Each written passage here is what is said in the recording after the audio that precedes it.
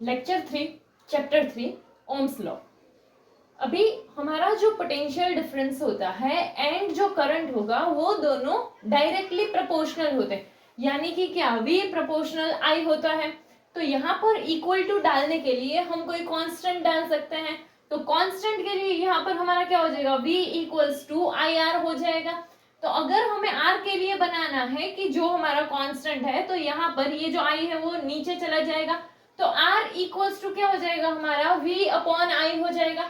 तो इसके थ्रू हम क्या बोल सकते हैं कि हमारे पास जो कोई भी कंडक्टर है उसमें से जो करंट फ्लो हो रहा है, कंडक्टर में से अगर करंट फ्लो हो रहा हो तो क्या कि वो दो कंडक्टर के जो दोनों पॉइंट है उन दोनों पॉइंट के बीच का पोटेंशियल डिफरेंस एंड कंडक्टर में से फ्लो होने वाला जो करंट है, इन दोनों का जो रेशियो आएगा वो क्या होता है, कांस्टेंट होता है।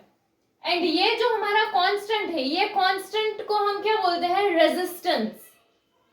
एंड रेजिस्टेंस का अगर हम यूनिट देखें तो यहाँ पर क्या है, पोटेंशियल इसका जो यूनिट था वो क्या था, वोल्ट। एंड करंट है तो करंट का जो यूनिट था वो क्या था, एम्पियर। एंड इसके अलावा इसका एक और यूनिट है जो कि है हमारा ओम। एंड इसको यानी कि हम ऐसा बोल सकते हैं कि हम जो है ये आर के लिए दोनों में से कोई भी यूनिट का यूज कर सकते हैं, या तो वोल्ट पर एम्पियर या तो हम ओम का यूज कर सकते हैं। एंड इसका जो सिंबल होता है वो ऐसा होता है, ठीक है। एंड इसको बोलते हैं ओमेगा। अभी ये जो हमने देखा उसमें मेन क्या था कि हमारा जो पोटेंशियल डिफरेंस होता है वो करंट के डायरेक्टली प्रोपोर्शनल होता है। एंड अगर हम रेशियो देखें पोटेंशियल डिफरेंस एंड करंट का, तो वो एक कांस्टेंट होता है। अभी जो हमारा कंडक्टर होता है तो उस कंडक्टर में एक प्रॉपर्टी होती है, वो प्रॉपर्टी होती है चार्जेस जो फ्लो होते हैं ना उसको अपोज करने की, कि जो चार्जेस का ऐसे चार्जेस जो है वो पास हो रहे हो, तो ये जो चार्जेस का फ्लो है उसे अपोज करने वाला जो प्रॉपर्टी है उसको हम बोलते हैं रेजिस्टिविटी। अभी यहाँ पर अगर हम देखें कि रेजिस्टेंस जो है वो किस किस चीजों पर डिपेंड करता है, तो पहले हम लेंथ के लिए देखते हैं कि लेंथ एंड रेजिस्टेंस दोनों का रिलेशन कैसा है। तो उसमें यहाँ पर सपोज हमारे पास एक ब्लॉक है कि जिसका लेंथ जो है वो L है एंड एरिया जो है वो A है।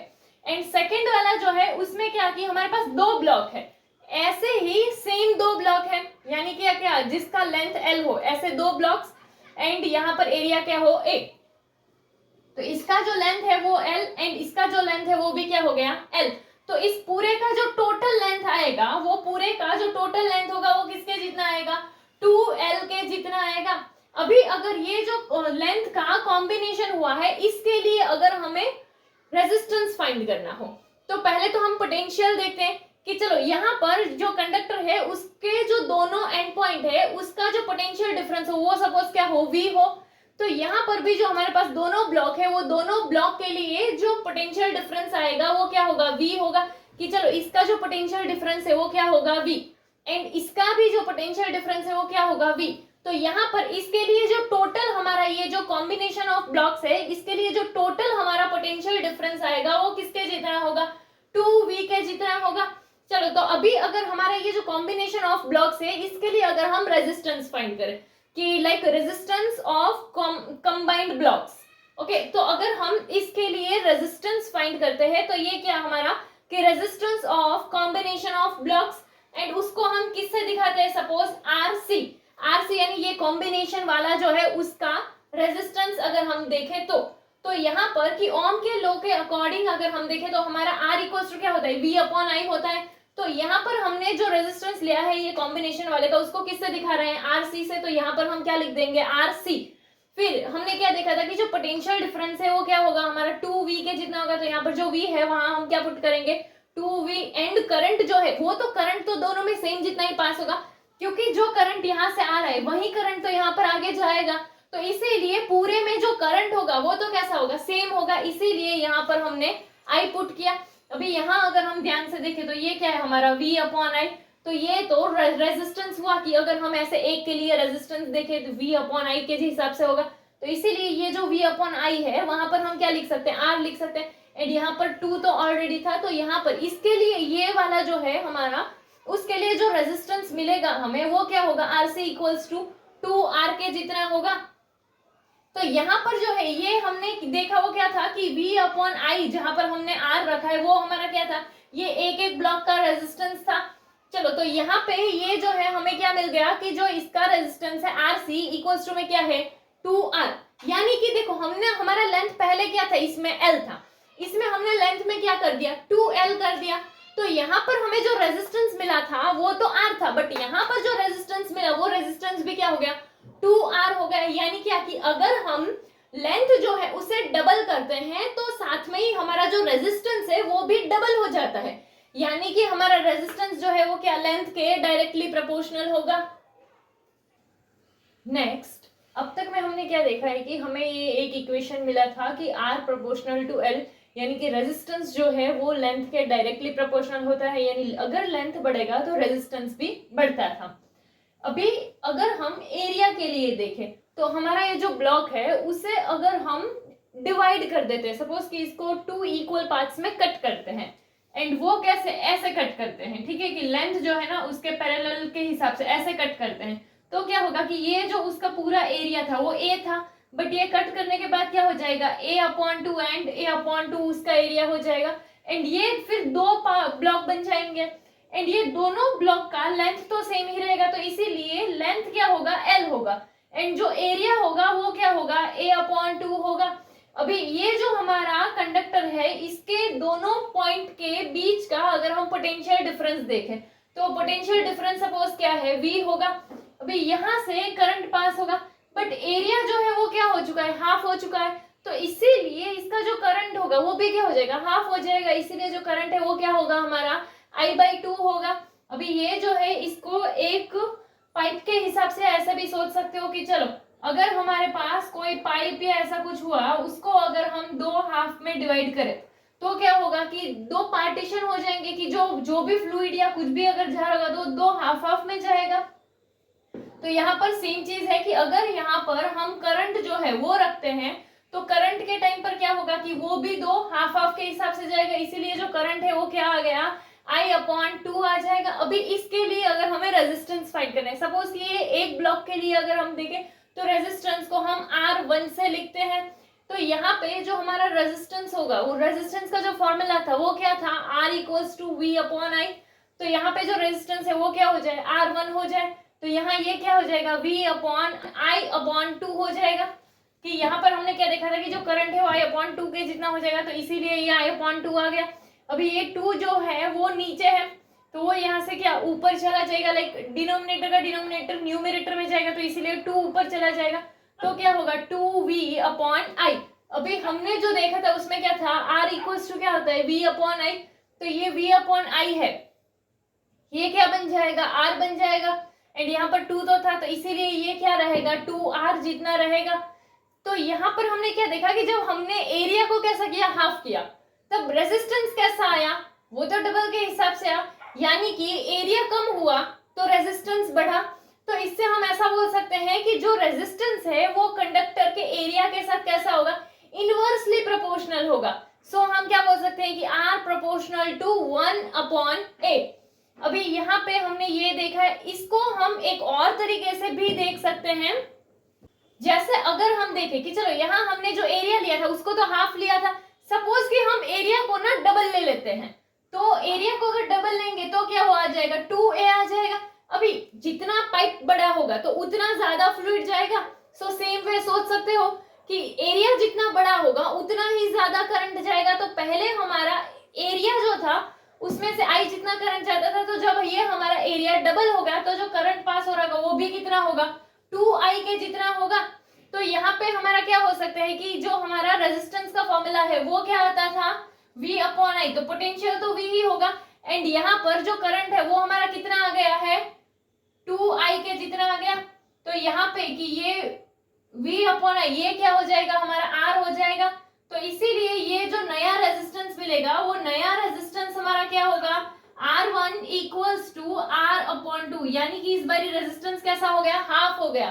देखो यहाँ पे एरिया को डबल किया तो रेजिस्टेंस हाफ हो गया, यहाँ पे हमने क्या किया था एरिया को हाफ किया था तो रेजिस्टेंस कैसा हो गया था डबल हो गया था। तो यानी कि ये हमने क्या बोला कि जो हमारा रेजिस्टेंस है वो एरिया के इनवर्सली प्रोपोर्शनल है। अभी यहाँ पर दो इक्वेशन हमें मिले हैं, एक लेंथ के हिसाब से एंड एक एरिया के हिसाब से। लेंथ में क्या था कि अगर लेंथ को डबल करते हैं तो रेजिस्टेंस भी डबल होता था, बट अगर हम एरिया को डबल करते हैं तो रेजिस्टेंस कैसा हो जाता है, हाफ हो जाता है। तो यहाँ पर ऐसे ये दोनों इक्वेशन से हमने ये तो पता चल गया कि कौन सा डायरेक्टली प्रोपोर्शनल है, कौन सा इनवर्सली प्रोपोर्शनल है। तो ये दोनों अगर हमारे पास जो इक्वेशन है कि R proportional to L and R proportional to 1/A, ये दोनों इक्वेशन को अगर हम कंपेयर करते हैं तो हमारा हम क्या बोल सकते हैं कि R प्रोपोर्शनल टू L/A लिख सकते हैं। ठीक है, कि ये L एंड ये 1/A है, उससे क्या आया हमारा L/A। अगर हमें यहाँ पे इक्वल टू का साइन डालना है तो क्या आ जाएगा, हमारा कांस्टेंट आ जाएगा। तो यहाँ पे हम क्या लिख रहे हैं, ये R equals to rho L/A, कि जहां पर ये रो जो है ये हमारा क्या है, प्रोपोर्शनलिटी कांस्टेंट, एंड इसको हम क्या बोलते हैं, रेजिस्टिविटी। अभी यहाँ पे जो हमारा है हम क्या बोल सकते हैं कि जो रेजिस्टेंस है वो किस किस पे डिपेंड करता है, तो रेजिस्टेंस जो है वो लेंथ पे डिपेंड करता है। ठीक है, इसके अलावा एरिया पे डिपेंड करता है, एंड जो टाइप ऑफ मटेरियल है उस पे डिपेंड करता है। नेक्स्ट हमने क्या देखा कि जो रेजिस्टेंस R है वो क्या होता है, R equals to rho L/A, and अगर हमें यही रो के लिए फॉर्मूला बनाना हो तो हम क्या करेंगे, ये A यहाँ नीचे है, इक्वल टू के यहाँ आएगा तो ऊपर चला जाएगा, ये L यहाँ ऊपर है, इक्वल टू के यहाँ आएगा तो नीचे आ जाएगा, तो इसीलिए क्या हो जाएगा, रो इक्वल्स टू RA/L। अभी यहाँ पर ये रो जो था, ये रो क्या है हमारा, रेजिस्टिविटी ऑफ कंडक्टर। तो अगर हम रेजिस्टिविटी देखें तो हम क्या बोल सकते हैं कि कंडक्टर का जो रेजिस्टेंस है with unit length and unit area, तो उसको हम क्या बोलते हैं, रेजिस्टिविटी। एंड रेजिस्टिविटी का जो वैल्यू होता है वो जो कोई भी हमारा कंडक्टर है उसके मटेरियल के टाइप पे एंड जो टेम्परेचर है उस पे एंड प्रेशर पे डिपेंड करता है। अभी रेजिस्टिविटी का अगर हम ऐसा यूनिट देखते हैं तो यहाँ पर देखो ये हमारा जो है रेजिस्टिविटी है, तो इसका ऐसा यूनिट अगर हम बनाते हैं तो क्या आ जाएगा हमारा, यहाँ पर क्या है, रेजिस्टेंस। रेजिस्टेंस का यूनिट क्या होता था हमारा, ओम होता था, एंड यहाँ पर है एरिया। एरिया का क्या होता है, ये 2D के हिसाब से होगा तो मीटर स्क्वायर, एंड लेंथ है, लेंथ का क्या होता है, मीटर। तो यहाँ पर मीटर स्क्वायर, यहाँ पर मीटर, वो कट हो जाएगा तो क्या बना हमारा, ओम मीटर। तो इसीलिए जो रेजिस्टिविटी का यूनिट होगा हमारा वो क्या है, ओम मीटर। एंड रेजिस्टिविटी का जो रेसिप्रोकल होता है हमारा उसे बोलते हैं कंडक्टिविटी। रेजिस्टिविटी एंड कंडक्टिविटी ये दोनों बहुत ही अपोजिट है, तो रेजिस्टिविटी का जो रेसिप्रोकल होगा उसे क्या बोलते हैं, कंडक्टिविटी, एंड इसको किससे लिखते हैं, सिग्मा से लिखते हैं। तो अगर ये रेसिप्रोकल है तो हम क्या बोल सकते हैं, सिग्मा इक्वल्स टू 1/रो। तो चलो यहाँ पर ये रो के लिए अगर है तो क्या है, RA/L, तो ये रेसिप्रोकल है तो इसका भी रेसिप्रोकल हो जाएगा तो क्या आ जाएगा, L/RA। अभी कंडक्टिविटी का अगर हम यूनिट देखें तो कंडक्टिविटी क्या है, रेजिस्टिविटी जो है उसका रेसिप्रोकल ही तो है, तो रेजिस्टिविटी का यूनिट क्या था, ओम मीटर। तो इसका जो यूनिट होगा वो क्या होगा, 1/ओम मीटर। अभी 1/ओम जो होता है इसे हम बोल सकते हैं मो। अभी यहाँ पर कि रेजिस्टेंस हमने देखा है, ठीक है, कि रेजिस्टेंस जो है हमारा क्या है, R है। अभी रेजिस्टेंस जो है उसका जो हमारा रेसिप्रोकल होता है वो होता है कंडक्टेंस। ठीक है, रेजिस्टेंस का जो रेसिप्रोकल है वो होता है कंडक्टेंस। तो कंडक्टेंस क्या है वो अगर हम देखें तो कंडक्टेंस G इक्वल्स टू क्या हो जाएगा, 1/रेजिस्टेंस R। तो ये रेजिस्टेंस जो है वो एक्चुअल में क्या करता है, चार्जेस के फ्लो को अपोज करने वाला। तो कंडक्टेंस क्या होगा, वो उसको सपोर्ट करेगा, यू कैन से कि जो चार्जेस है उसे फ्लो होने देगा। अभी यहाँ पे जो है कि अगर हम इसका ऐसा यूनिट देखते हैं कंडक्टेंस का, तो ये क्या है, रेजिस्टेंस का रेसिप्रोकल है। तो इसीलिए रेजिस्टेंस का यहाँ पर अगर हम यूनिट देखें तो क्या होता है, ओम होता है। तो इसीलिए ये क्या होगा, 1/ओम। तो एंड 1/ओम क्या होता है, मो। ओके, सो इसीलिए कंडक्टेंस का जो यूनिट बनेगा वो क्या बनेगा, मो बनेगा। एंड यहाँ पर हम ये भी बोल सकते हैं कि तो जो मो है वो क्या है, तो कि ओम का रेसिप्रोकल है। अभी जो कंडक्टिविटी है वो भी हमारा किस पर डिपेंड करता है, तो जो हमारा मटेरियल कंडक्टर है उसके मटेरियल के टाइप पे डिपेंड करता है, टेम्परेचर एंड प्रेशर पे डिपेंड करता है। हमने यहाँ पर मेनली 4 चीजें देखी है, एक तो है रेजिस्टेंस, एक है कंडक्टेंस, एक है रेजिस्टिविटी एंड एक है कंडक्टिविटी। रेजिस्टेंस जो कि चार्जेस के फ्लो को और यू कैन से इलेक्ट्रॉन के फ्लो को अपोज करता है, तो कंडक्टेंस क्या करेगा, जो कि चार्जेस को फ्लो होने देता है। ठीक है, एंड इसके अलावा क्या एक हमने देखा था रेजिस्टिविटी, यानी कि यूनिट लेंथ के हिसाब से हम जो रेजिस्टेंस देखते हैं तो वो हमारा क्या हो जाएगा रेजिस्टिविटी। एंड फिर यहाँ पर दूसरा हमने क्या देखा कंडक्टिविटी। रेजिस्टिविटी एंड कंडक्टिविटी जो है वो एक दूसरे के रेसिप्रोकल है। Same way resistance and conductance जो है वो एक दूसरे के रेसिप्रोकल है।